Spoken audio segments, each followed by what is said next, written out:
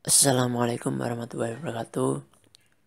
Saya Muhammad Rinjaliwan Fanani dari Prodi Pendidikan Biologi Angkatan 2019 akan mempresentasikan tentang klasifikasi Phycomycetes dan Ascomycetes beserta peranannya bagi kehidupan. Berikut klasifikasi Phycomycetes. Bisa diperhatikan dalam pengklasifikasian Phycomycetes terdapat 6 ordo, yaitu Mycositridiales, Citridiales, Blastocladiales, Monoblepharidales, Oomycetales, dan Zygomycetales. Yang pertama, ordo atau bangsa Mycositridiales. Mycositridiales merupakan golongan cendawan yang paling sederhana dan paling rendah tingkat perkembangannya. Oleh sebab itu, juga dinamakan cendawan purba atau Archimycetes. Contohnya Olpidium brassicae dan Plasmodiopora brassicae. Sel-selnya telanjang dan terpisah-pisah. Kebanyakan hidup sebagai parasit atau tumbuhan air yang bertingkat rendah. Tetapi ada juga yang hidup pada tumbuhan darat. Bangsa Mycositridiales terdiri dari dua suku, yaitu Olpidiaceae dan Plasmodioporaceae. Olpidiaceae, sel-sel vegetatifnya telanjang. Seluruhnya dapat berubah menjadi zoosporangium yang berdinding atau berubah menjadi suatu sel awetan. Zoospor mempunyai satu bulu cambuk, misalnya pada Olpidium brassicae. Sel-selnya berflagel dengan satu bulu cambuk yang opistokon atau ke arah belakang, masuk dalam sel-sel daun kubis dengan membuat lubang pada sel. Lalu hidup ameboid sebagai parasit dalam sel tadi. Kemudian Plasmodioporaceae, tingkatan vegetatifnya tidak mempunyai dinding sel. Hidup terpisah-pisah atau mengumpul merupakan semacam plasmodium yang berinti banyak, yang haploid, dan setelah terjadi peleburan inti, lalu mengadakan pembelahan reduksi dan menjadi spora yang telah berkecambah menjadi suatu sel berflagel dengan satu bulu cambuk atau dua yang heterokon. Contohnya Plasmodiopora brassicae juga merupakan penyakit pada kubis. Ini merupakan gambar dari Olpidium brassicae dan Plasmodiopora brassicae.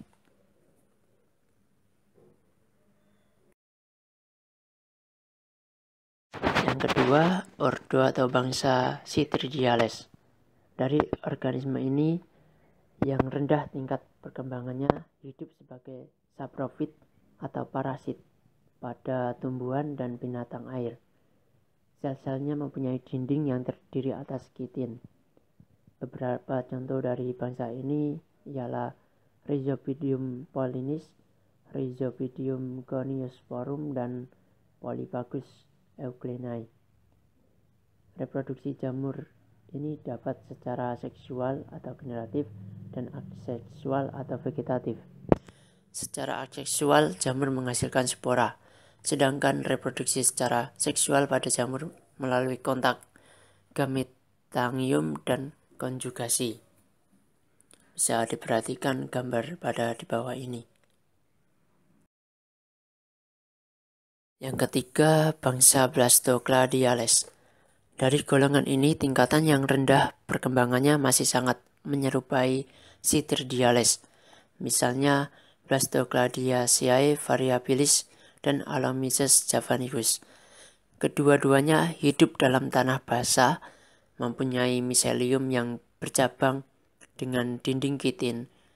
Pada pembiakan generatif terbentuk satu atau beberapa gametangium mengeluarkan banyak gamet dengan satu bulu cambuk. Yang keempat, bangsa Monoblepharidales. Tubuh organisme ini berupa benang-benang halus, bercabang-cabang tidak bersekat. Jadi merupakan suatu pipa dengan banyak inti. Dinding terdiri atas selulosa, hidupnya dalam air pada sisa-sisa tumbuhan. Pembiakan aseksual dengan zoospora yang mempunyai satu bulu cambuk yang opistokon. Zoospor terbentuk dalam sporagonium yang berbentuk gada. Pembiakan generatif melalui oogami. Oogonium terdiri atas ujung hifa yang membesar dan membulat dan terpisah oleh suatu sekat. Pada Monoblepharidales tidak ada pergiliran keturunan karena gamet dan sporangium terbentuk pada satu individu. Monoblepharidales meliputi suku Monoblepharidaceae yang mencakup antara lain Monoblepharis sparisa dan Monoblepharis polymorpha. Yang kelima, bangsa atau ordo Omicetales. Miselium terdiri atas hifa-hifa tidak bersekat-sekat, bercabang-cabang, dan mengandung banyak inti. Sebagian hidup dalam air, sebagian hidup di darat. Cara hidupnya ada yang sebagai saprofit, ada yang sebagai parasit. Dinding selnya memberikan reaksi selulosa. Perkembangbiakan pada bangsa ini dengan cara aseksual dan seksual. Secara aseksual bagi hidup di dalam air dengan zoospor, yang hidup di darat dengan sporarium atau conidium. Pembiakan generatif dengan oogami, misalnya anggota suku Saprolegniaceae ialah Saprolegnia dioica, Azalia prolifera, dan Apanomices stellatus. Yang keenam, bangsa Zygomicetales. Terdiri atas cendawan yang hidup sebagai saprofit dengan miselium yang bercabang banyak. Sebagian tidak bersekat, tetapi untuk golongan tertentu telah memperlihatkan sekat-sekat. Dinding selnya terdiri atas kitin. Pembiakan aseksual disesuaikan dengan hidupnya di darat. Bangsa ini mencakup beberapa suku, antara lain suku Mucoroceae. Kebanyakan hidup sebagai saprofit pada sistem tumbuhan dan hewan. Jarang sekali hidup sebagai parasit. Yang paling umum berasal dari suku Musormuxedo. Saprofit yang banyak kedapatan pada sisa-sisa makanan yang banyak mengandung karbohidrat. Misal Musormuxedo, Musor javanicus, Chlamydomusor, Oryzae, Rhizopus Oryzae, Ernigrescens, Erstolinifer. Dan perhatikan gambar di bawah ini merupakan gambar dari jamur Musormuxedo.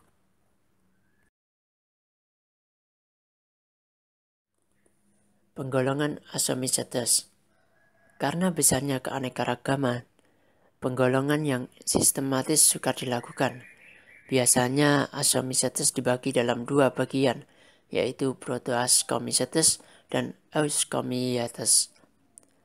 Yang pertama, Protoascomycetes. Protoascomycetes mempunyai miselium yang berbentuk benang atau tidak.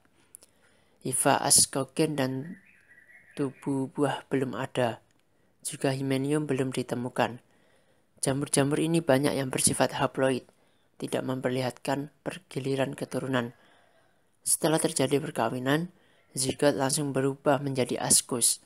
Plasmogami dan karyogami berlangsung berurutan dan terjadi dalam tempat yang sama. Yang digolongkan ke dalam Protoascomycetes adalah jenis-jenis Ascomycetes yang dijadikan satu bangsa, yaitu bangsa Endomycetales.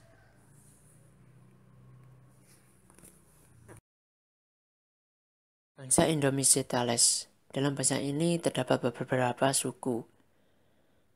Suku Dipodascaceae memiliki hifa yang bersekat dan mengandung banyak inti. Untuk pembiakannya, dua hifa yang berdekatan membentuk cabang-cabang untuk kopulasi atau gametangium yang berbentuk seperti paruh. Ujungnya yang bersentuhan lalu bersatu karena dinding di situ terlarut. Contoh dari suku ini adalah Dipodascus albidus. Yang kedua ada suku Endomycetaceae. Sel-selnya pada waktu muda mengandung banyak inti. Kemudian tiap-tiap selnya hanya mengandung satu inti saja. Cara pembentukan spora seperti pada Dipodaceae, tetapi pada Endomyceraceae gametangiumnya berinti satu saja. Hasil kopulasi tidak memanjang, melainkan membulat dan berisi sejumlah spora yang konstan. Contoh dari suku ini adalah Erasmus fertilis dan Erasmus albus. Selanjutnya ada suku Saccharomycetaceae atau Homer. Jamur ini dianggap sebagai penjelmaan Endomycetaceae. Biasanya bersifat uniseluler dan membiak dengan pertunasan. Dalam keadaan makanan tertentu dapat memperlihatkan hifa, tetapi hifa itu tidak tetap dan dapat terputus-putus menjadi sel-sel yang terpisah. Contoh dari suku ini adalah Saccharomyces ellipsideus, biasanya untuk menghomerkan cairan buah anggur.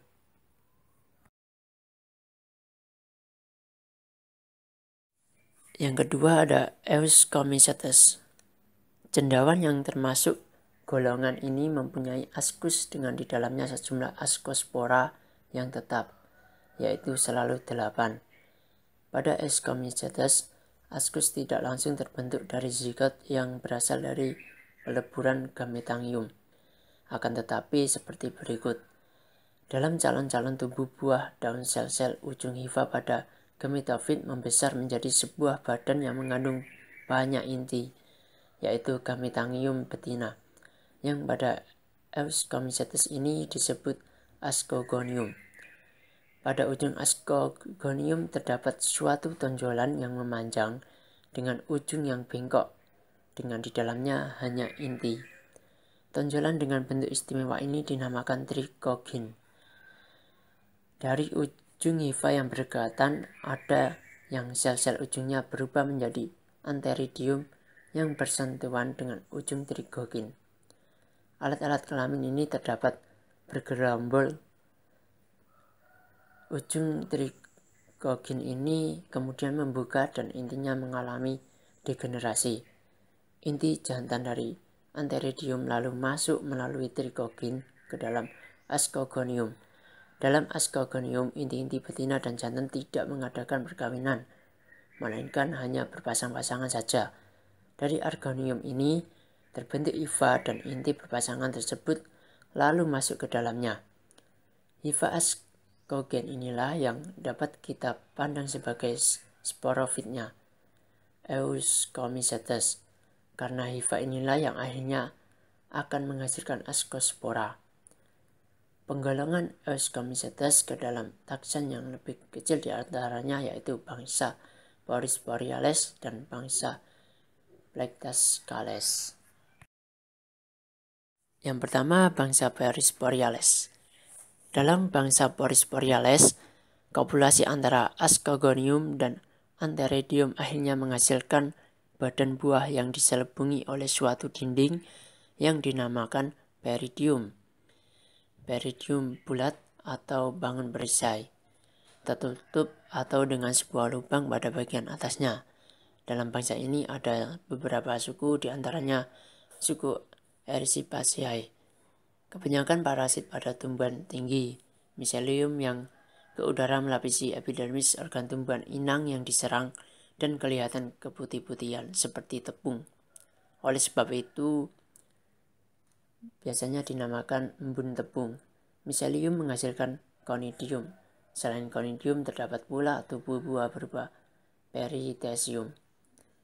Dari suku ini yang hidup sebagai parasit dan menimbulkan penyakit pada tanaman antara lain Oidium haveae, yaitu menyerang daun para, dan Oidium tugeri menyerang buah dan daun anggur, Erysippe polygoni menyerang kacang kapri, dan Erysippe graminis biasanya pada rumput. Yang kedua ada suku Perisporiaceae. Nah, warga suku ini biasanya hidup sebagai epifit pada tumbuh-tumbuhan. Miselium di udara berwarna pirang atau hitam. Dan yang ketiga ada suku Microtheriaceae. warganya mempunyai tubuh buah berbentuk perisai. Kedua ada bangsa Pleistocales. Pada jamur ini, gametangium terbentuk secara bebas. Jamur ini membentuk tubuh buah, baik di luar maupun di dalam substratnya. Tubuh buah berbentuk bulat, mempunyai dinding terdiri atas lapisan miselium steril yang disebut peridium. Askus terdapat di dalamnya, dan susunannya tidak beraturan. Askus ini keluar dari hifa askogen dan mengandung 2-8 spora. Cara membukanya tubuh buah juga tidak beraturan. Pada beberapa jenis selain tubuh buah terdapat pula pembentukan conidium dengan conidiflora yang seringkali lebih banyak dari tubuh buahnya. Dari bangsa ini terdapat beberapa suku, di antaranya suku Gymnoaceae. Pada suku ini gametangium masih sangat sederhana. Askus bulat merupakan suatu berkas di samping askogonium yang memanjang. Hifa sarkogen belum sempurna, hifa pembalut dan tubuh buah belum terdapat. Yang kedua ada suku Aspergilliaceae. Alat kelamin jantan telah mempunyai trikogen dan di habis perkawinan zigot membentuk hifa askogen. Tetapi gametangium itu seringkali mengalami reduksi, jadi belum terdapat keseragaman mengenai alat kelaminnya. Tubuh buah berupa Pleistotecium yang kadang hanya berupa setukal hifa yang tidak beraturan, tetapi paling sedikit dapat dibedakan dalam suatu jaringan dasar yang tidak dapat dan selubung yang bersifat sebagai plektenkim. Askus bulat tersebar tidak beraturan dalam badan buah tadi dan sporanya baru dapat terpencar jika tubuh buah telah pecah. Dari suku ini yang terkenal ialah marga Aspergillus, contohnya Aspergillus oryzae, digunakan dalam pembuatan minuman alkohol. Berikut peranan Pecamycetes dan Ascomycetes. Pecamycetes memiliki beberapa peranan yang menguntungkan. Contohnya ada Rhizopus oryzae, berperan dalam pembuatan tempe serta sake. Dan ada juga Rhizopus oligosporus, juga berperan dalam pembuatan tempe. Kemudian Musar javanicus, berperan dalam pembuatan ragi tape, dan juga Mucor mucedo. Ini juga berperan dalam pembuatan ragi tape. Kemudian Mucor hyemalis, berperan dalam fermentasi susu kedelai. Ascomycetes memiliki beberapa peranan yang menguntungkan. Contohnya Saccharomyces cerevisiae atau biasa dikenal dengan ragi, berguna untuk membuat bir, roti maupun alkohol, mampu mengubah glukosa menjadi alkohol dan CO2 dengan proses fermentasi. Selanjutnya Neurospora cytophylla atau jamur oncom yang biasa dibuat untuk pembuatan oncom. Kemudian ada Penicillium nogasum dan Penicillium chrysogenum, penghasil antibiotik penisilin. Selanjutnya ada Penicillium camemberti dan Penicillium roqueforti, berguna untuk mengharumkan keju. Ada Aspergillus oryzae untuk membuat sake dan kecap, dan juga Aspergillus wenti untuk membuat kecap. Sekian presentasi saya tentang klasifikasi Pecamycetes dan Ascomycetes beserta peranannya bagi kehidupan. Semoga apa yang saya sampaikan dapat bermanfaat. Saya akhiri. Wassalamualaikum warahmatullahi wabarakatuh.